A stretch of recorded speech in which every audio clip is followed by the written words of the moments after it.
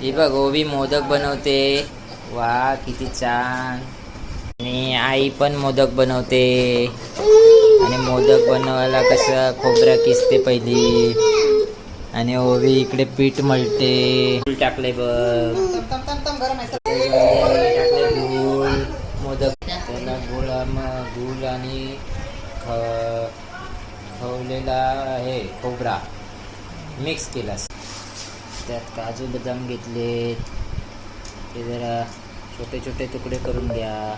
Dry fruit घेतले आणि मनुका घेतले. थोडेसे गरम केला म्हणजे तो गूळ त्यामध्ये मिक्स होईल. मोदक बनवायचा भांडा टाकायचा. भांड्यात पाणी टाकून आग चालू करायची. असा मोदक बनला. 2 मोदक बनले. 2 मोदक याच्यावर ठेवायचा. मग ते वाफेवर शिजतात.